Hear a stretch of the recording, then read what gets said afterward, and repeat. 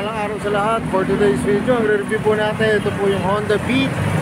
Sasabi po daw nila, maglalabas na po daw ng Honda Beat na naked handlebar. Pero bago po yun, i-review po natin itong Honda Beat. Yan. Ito po yung version 3 na po mga guys. Pero pag bago pa lang po kayo sa aking YouTube channel, subscribe naman po at hit ng notification bell para updated po kayo sa aking mga videos. Tara mga guys, simulan na natin itong review. So yung mga guys, simulan natin itong review. Ito po yung Honda Beat version 3. Yan. Pearl white po siya. Pero bago natin simulan, montage po muna natin para makita nyo yung unit.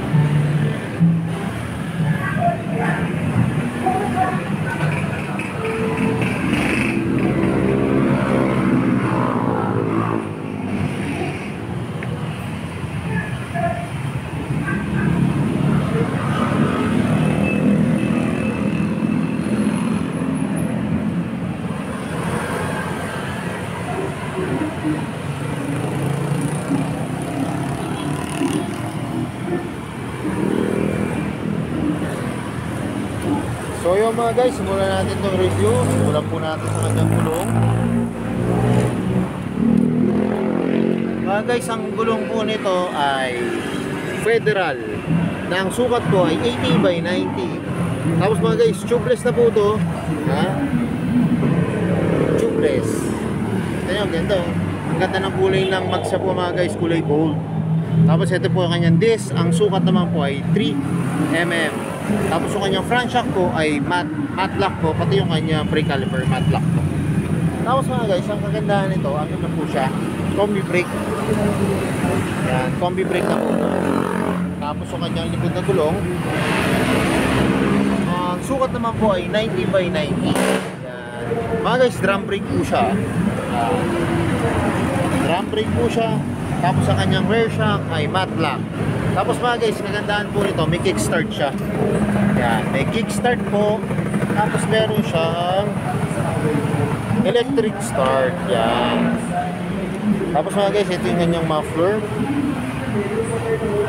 Yan. Ganda po lang kanyang muffler. Sakto lang po, maliit lang. Tapos yung kanyang heat guard ay carbon design po. Yan. Tapos mga guys, ito po yung tapakan ng akasan. Yan. Tapos may rubber po siya. Tapos glossy po siya ng black. Tapos mga guys, ito yung kanyang tail light. Yan. Bulb type po. Pati po yung kanyang signal light ay bulb type po. Tapos ito po may reflector po dito. Tapos meron po ditong ilaw yan mga guys, para kita yung ating plaka. Kita nyo naman mga guys, ang laki ng fender. Yan. Talagang iwas tibalsik ng putik. Tapos mga guys, ang maganda rito, meron siyang kill switch. Pagka po binaba nyo itong side stand, yan, automatic po yan, mamamatay na po yung engine. Tapos yung kanyang battery po ay nandito po sa footboard. Yan. Tapos pag nakita nyo yung footboard nito, maganda rin mga guys, saka makapit po. Tapos mga guys, ito yung kanyang upuan. Yan. Pakipot lang po, pero malambot. Yan. Malambot siya mga guys. Tapos ito po yung kanyang grab bar. Ayan, rubberized. Hindi po siya masakit sa kamay pag matagal po nahawak. Lalo na po yung sa mga back ride. Tapos mga guys, ito yung kanyang headlight. Ayan. LED na po yung kanyang headlight. Tapos ito po yung magkabilang signal light niya na bulb type. Tapos mga guys, ito yung kanyang manubela. Ito po yung mga function. Yan, may high and low. Busina. Signal light. Tapos electric start mga guys. Yan. Electric start. Ano ito mga guys ha? FI na po yun ha. PGMF. Tapos yung kanyang throttle. Yan. Lambot po. Ito yung kanyang brake lever. Tapos mga guys, ito po yung function ng kanyang gauge panel. Ang gauge panel po nito halo eh. Ano siya? May digital tapos may analog po. Yan. Tapos mga guys, itong ganda rin po ng susian nito. Yan. Shutter lock. Tapos dito na po yung sa kanyang upuan. Ito na nyo ipe-press po. Hindi na po siya sinususian dito po sa likod. Tapos ito po yung kanyang kagandaan nito mga guys nga pala. Meron siya USB port dyan. Hindi na kayo malulubat, lalo na yung nagpa-parcel tapos yung mga naglo-long drive. Bili na lang po kayo ng ng CP holder para po may kailangan po ng cellphone kasi hindi po siya kasya O kaya pagka nag-charge po kayo, patong nyo muna dito sa kabilang packet. Kaso mga guys, itong kabilang packet, hindi siya kalaliman. Baka kasi pagka, kunyari, rough yung road o kaya malupa kayo, baka tumalbog yung cellphone nyo. Tapos may hook siya rito. Yan. Para sa inyong mga pinamili. Tapos mga guys, ito yung kanyang U-box. Malalim din po yung kanyang U-box. Pero mga guys, hindi kasya ang helmet. Yan, malalim po. Tapos ito po yung kanyang gas tank. Yan, may nakalagay ho, beat. Yan. May cover po para hindi magasgas yung ating gas tank. Tapos ito po yung gas cover. Yan. Tapos mga guys, ito yung ilalim ng yung material na ginamit ko sa upuan. Plastic po siya na black. Tapos yun, naka-staple wire po na kulay black para terno po dun sa kanyang yung material na ginamit na cover po. Mga guys, meron siyang sabitan ng helmet. Yan. Kabila po. Tapos pwede nyo lagyan to ng tools. Yan. Pwede nyo ipitan ng tools to.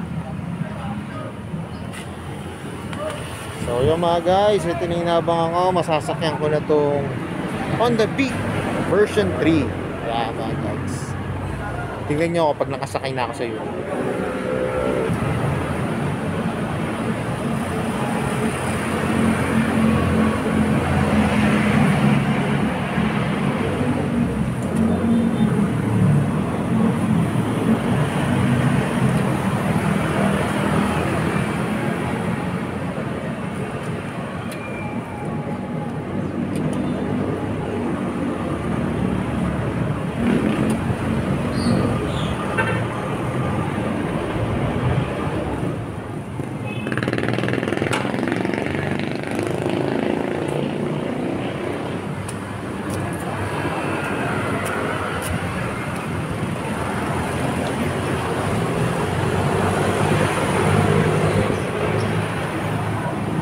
So yung mga guys, nakasakay na ako dito sa Honda Beat version 3. Kita nyo naman mga guys, saktong-sakto yung ating pasabot board.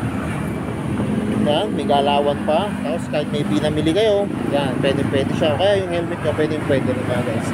Tapos masasabi ko lang, itong Honda Beat version 3, isa to sa pinaka maganda. Tapos napaka-ganda po ng itsura na scooter.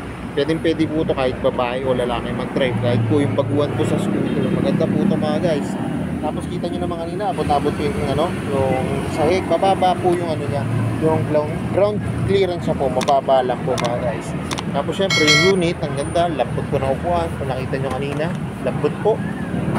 Tapos sa itsura niya pa lang, yan, talagang mabibili nyo na to mga guys, kasi nga, yung mga naghanap ng scooter, pwede to kasi ito po, isa rin po to sa pinakamatitipid na gasolina. Tapos ito po, hindi ko po nabanggit kanina, may special feature po siya, yan, may safety feature po siya, yan, malalak na po siya. Tapos pag i-release siya po, press down nila po ito. Tapos syempre mga guys, nakaganda pa nito yung kulay po, kaya na-review ko rin po ito. Ang ganda po kasi nitong kulay nito, itong pearl white na to. So yung mga guys, alam ko ito na yung naabangan nyo, magkano ba ngayon itong Honda Beat version 3. Tara mga guys, tignan natin yung price. So yung mga guys, dito po sa may Duo Exam, dito po sa may Barangay Platero, Binyang Laguna. Ang presyo po nito, ito mga guys ang premium po na beat ay emblem po. Pagka po siya ay sticker, siya po ay standard lang po mga guys. So ito yung price niya mga guys, yan. Ang cash price na po ay 74,000. Pag kukunin siya ng installment, ang down payment niya po ay 5,000. Pag 12 months po, 7,359 pesos. Tapos pag 24 months, 4,401 peso. Tapos pag 36 months or 3 years, 3,415 pesos mga guys.